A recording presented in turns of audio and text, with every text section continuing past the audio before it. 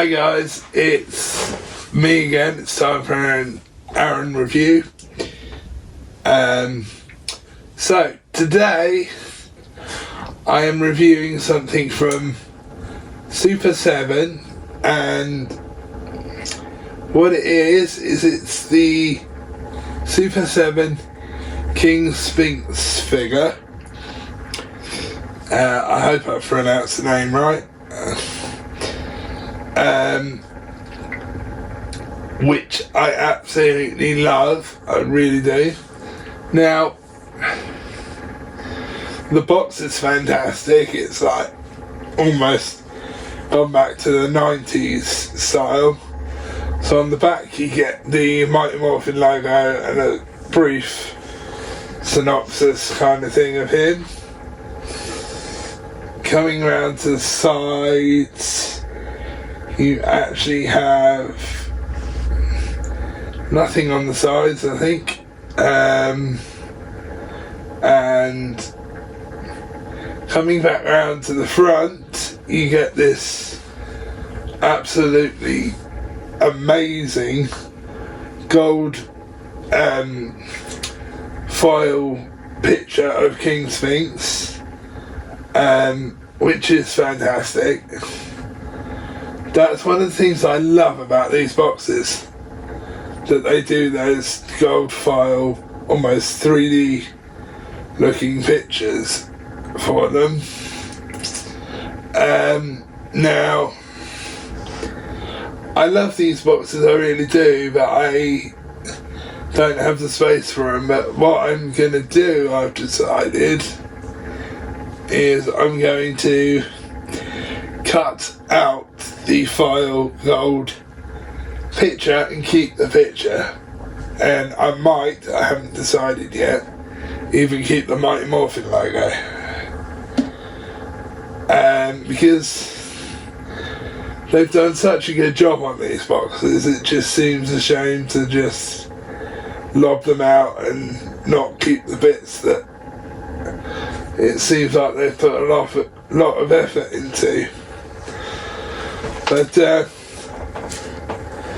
anyway, that's the box, which again I absolutely love. And by the way, just before I move on to the figure, Super7 is a company that works with Hasbro, and yes, I know Hasbro's gone on a break, but one of the deals they made with Super7 was, if Hasbro ever went on a break, Super7 could still continue doing what they're doing, which obviously they are, because I've got a bunch more figures. Anyway, let's get on to the main figure, shall we? So I have King Sphinx out of the box now, but just before I explain about the main figure itself, I'm going to explain why the wings are on him. So it seems to be with every Super7 figure with like wings and stuff, they're really difficult to move. The joints don't move very easily, and when they can snap, because I've had that with my Goldor figure, because I actually have had two Goldor Super7 figures, and my first one I got the wing snapped, which ironically is the same exact thing that happened to Bruno. So what we did was, my dad got some silicone spray, first he to spray some WD-40 on the joints themselves, and then sprayed silicone spray. Did the same in the holes where the wings pop in, and they pop in and they move really easily now. But that is why they're in King Sphinx already, because we didn't want to put him back in the box because we didn't want to take the wings back off of him in case we did break them, and that's the one thing I really don't want to do, because I had to wait months for this thing.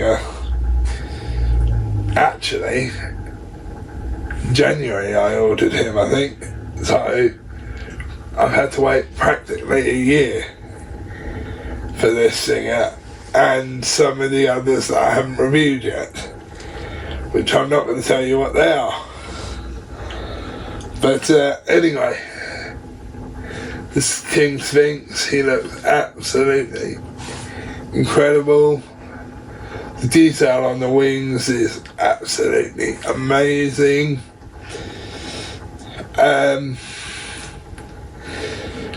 The level of detail they have actually put on him is just incredible.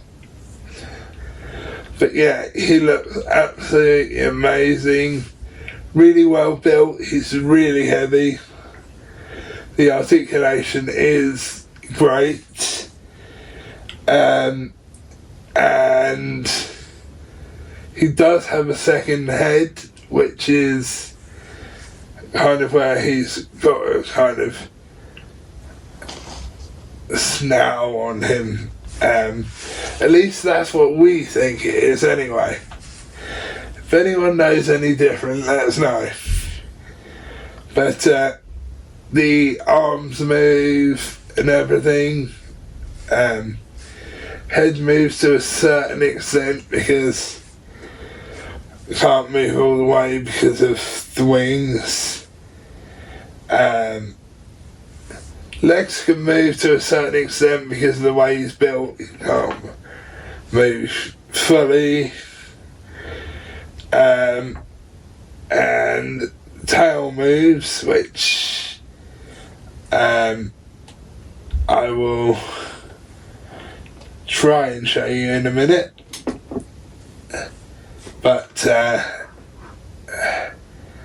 I'll talk about what the wings look like first. Let me turn the table so his face on.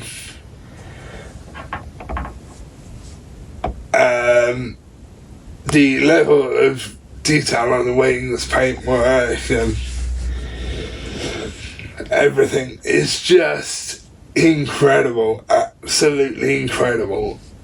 And compared to the original Bandai one, the 8-inch vinyl Bandai one I had from way back in the 90s, I think they actually brought that one out in 1993, and Hasbro's, because Hasbro brought out one which is a 6-inch one.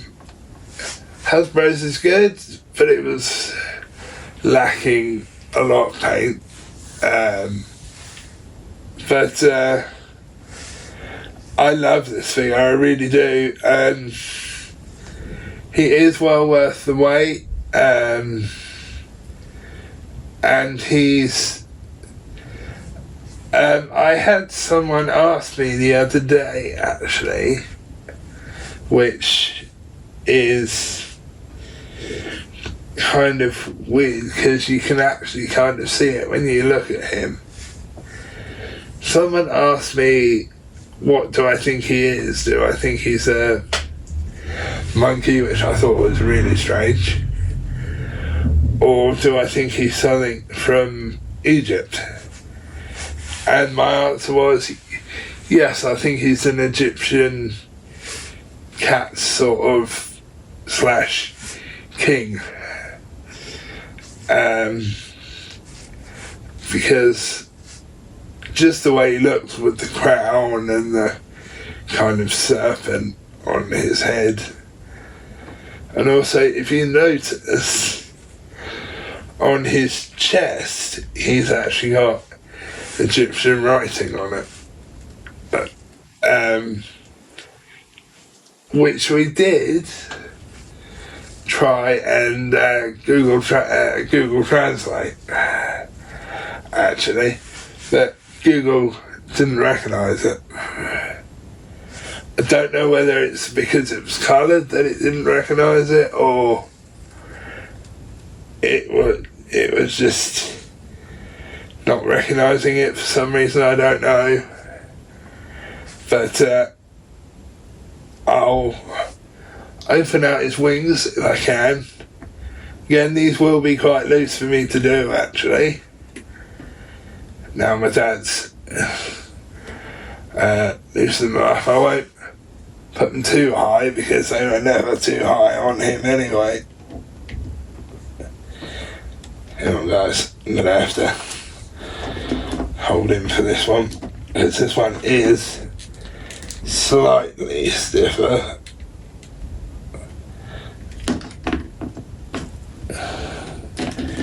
Come on, you, stand up.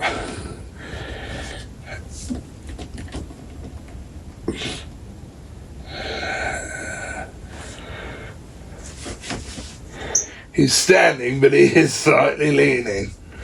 But you have to kind of get the right kind of balance with him, because he's heavy anyway, but with his wings on, it makes him even heavier. Yeah, the level of detail on the front side of his wings is amazing. The colour scheme is amazing, which is my one big gripe with the Hasbro one and the 1993 one. The Hasbro one has no detail on the wings at all, and unless you look really closely, and no, I'm not bashing Hasbro at all, I actually do really like my Hasbro King Sphinx, but this one tops him by miles. So back to what I was saying about Hasbro's King Sphinx. So Hasbro's King Sphinx, as I said before, lacked quite a bit of paint, or lacks quite a bit of paint. Now, I did think about painting him, but now I've got this one, I've kind of decided not to. And one of the main things that I noticed that was really kind of difficult to see on the Hasbro's one, unless you're looking really closely at it, or unless you're kind of running your finger along the wings, you can't really see like these indents like you can on this one. They're there, but you can't really see them. If you run your fingers across one of the wings, you can feel them, but you can't really see them. And I think part of that is because they're done grey when they should have been done like how this one is, basically.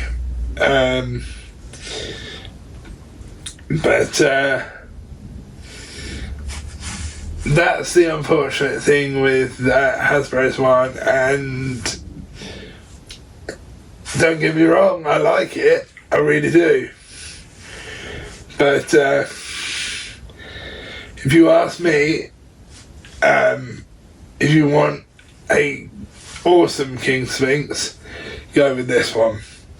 Now, what I will say is it's not cheap. It's about, well, I brought it with a set of 3 other ones, but singly it's about 49 quid on his own.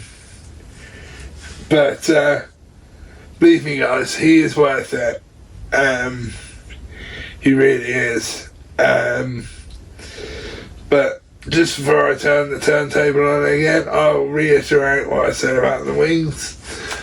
do what my dad said about the wings.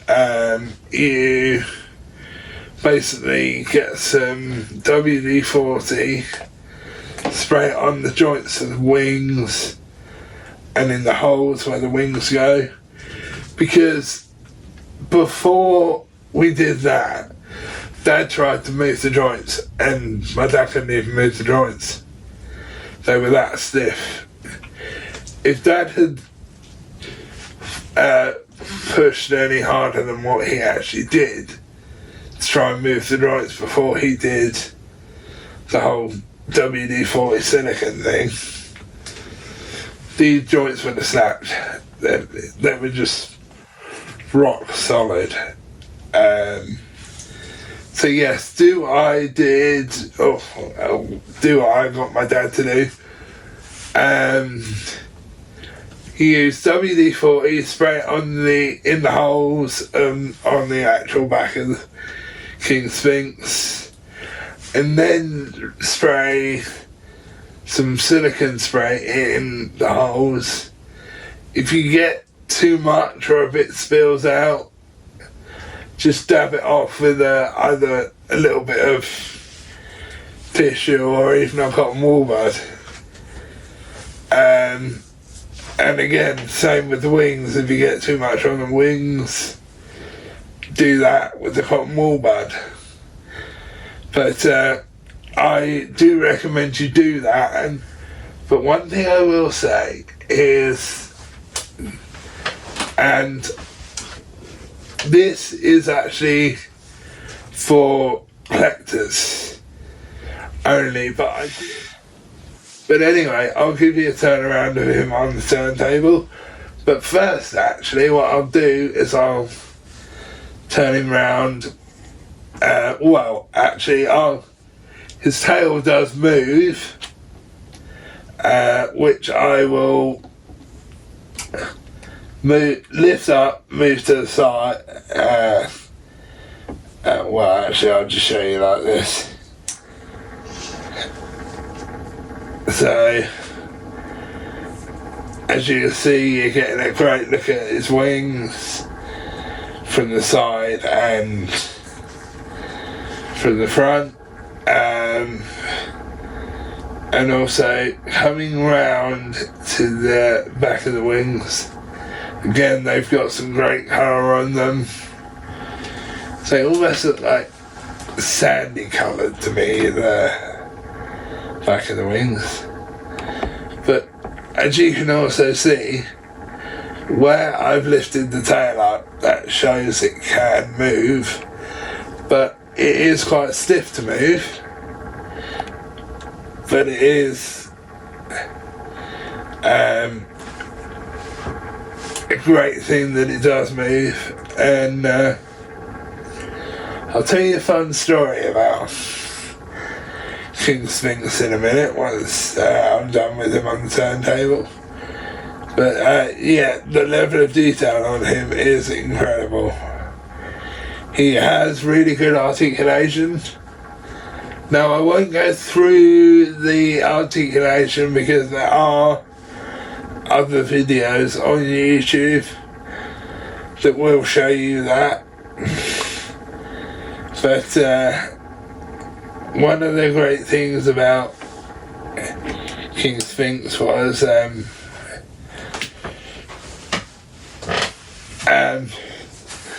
so when people would first audition to get parts in Mighty Morphin or any season during the Homes of On era, and even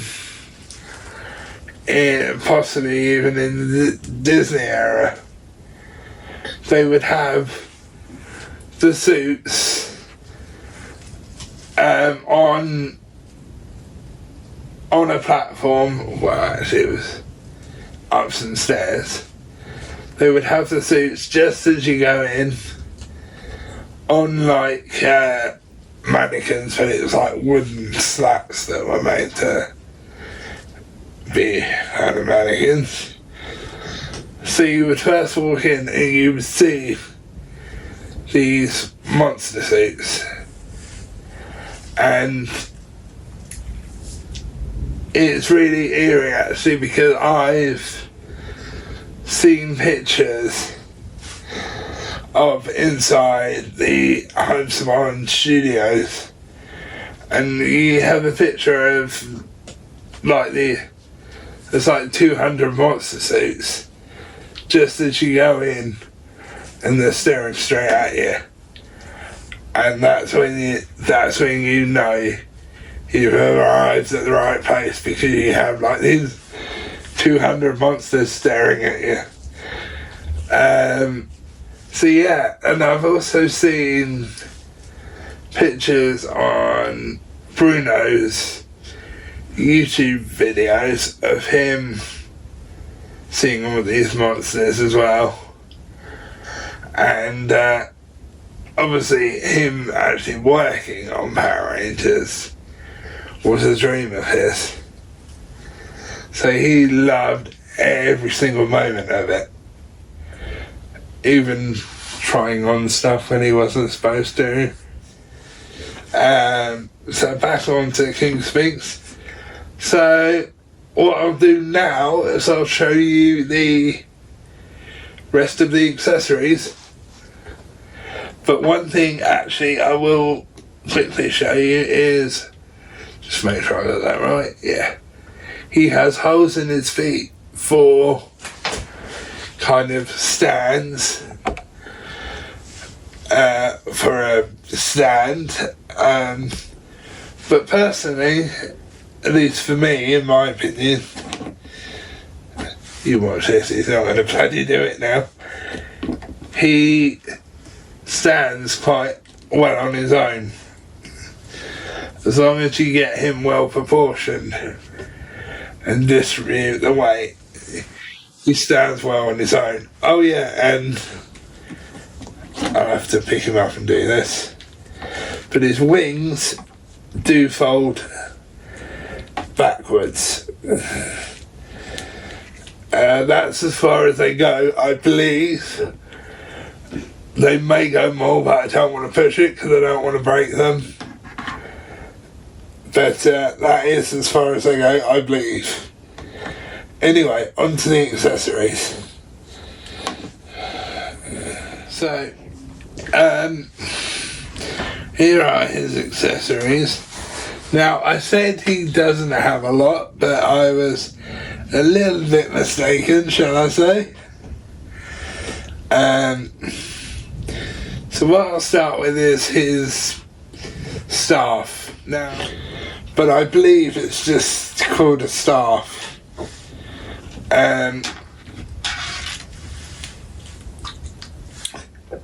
So here's the staff.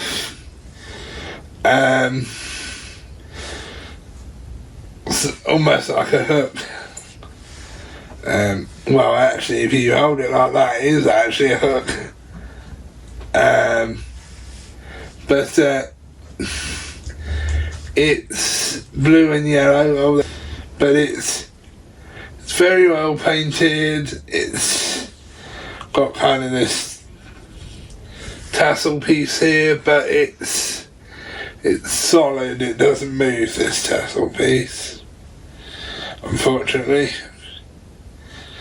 But the one thing I think they've nailed is how the staff is actually supposed to look.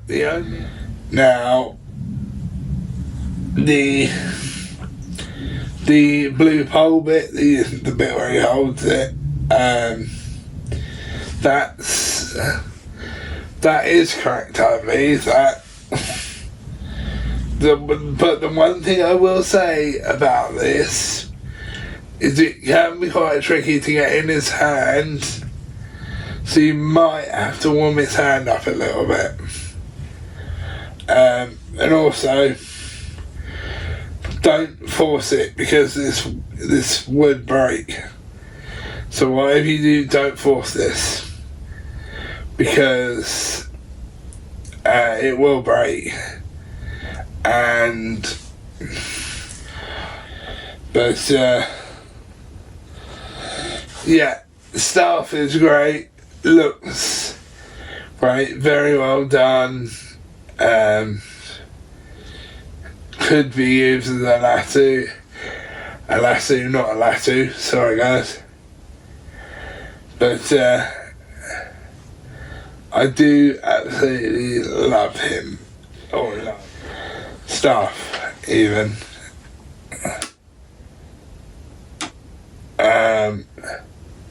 So now I'll move on to the other head, which I have to find a way of holding because it's quite a weird shape to hold. Now here he's kind of could be doing two things, either snarling or laughing. It's your choice from what you think he's doing. And he does have like this little serpent on top of his head, like he did on the other one. Although I think, hang on, let me just have a quick look at that. No, I'm wrong. I thought this serpent on its head had more paint than that one over there, which is why I looked then. But yeah, the level of detail on this head is just incredible. Well, on both heads, to be fair. And they've just absolutely nailed the detail on him, I think. It's just incredible. Now what I will show you, if I can do it, is there's the hole for where the head goes in the ball joint, and you may not be able to see this, but I noticed when I had him out over the weekend that there's a number 1 inside the helmet. So I have no idea what that indicates, unless it means head 1 and then the other head he's got on it must be head 2. I have no idea. But yeah, looks great. I really do like it. And now on to his hands. Now he has 3 sets of hands here, but 4 if you include the ones that are on him at the moment.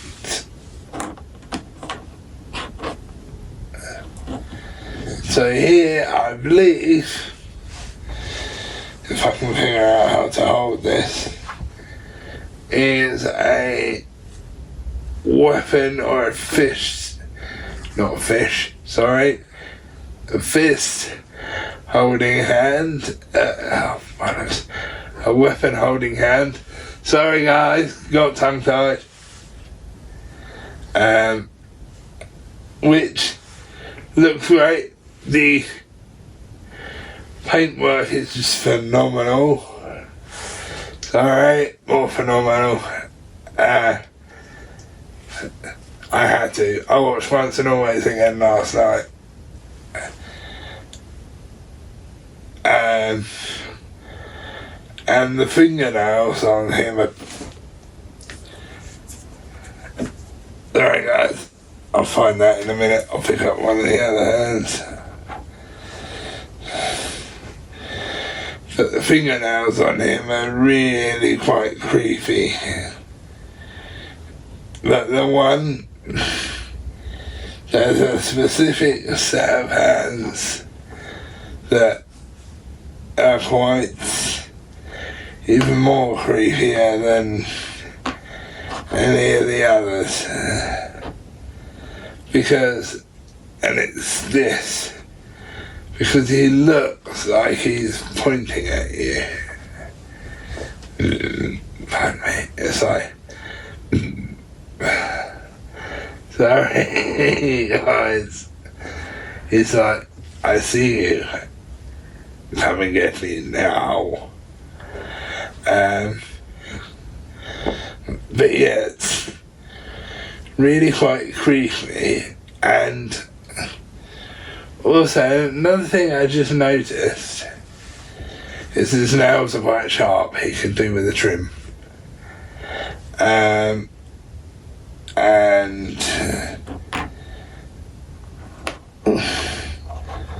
here's the other hand,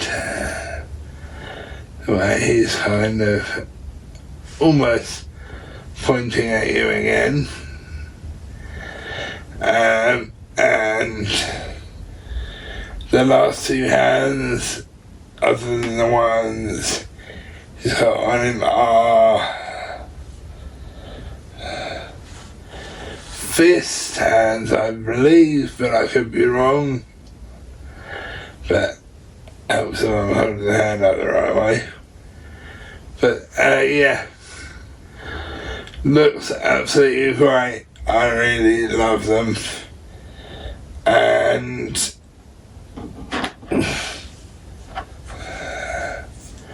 one of the most crazy things about this is the level of detail that's gone into these. Now, one quick thing I'll say just before I end is watch these little knobbly bits when you push them into the arm sockets, because they could break.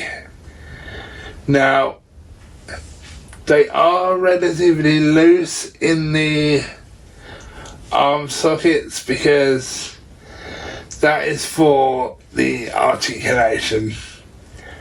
I found that out yesterday. Sunday. I found that out. So, yeah, round up for him. I give him 10 out of 10. I really do. I love him. Again, not for kids, only for adults, but yeah, 10 out of 10. Well done, Super7. I'll put the link to him down below. That's the end of this review. Bye bye for now.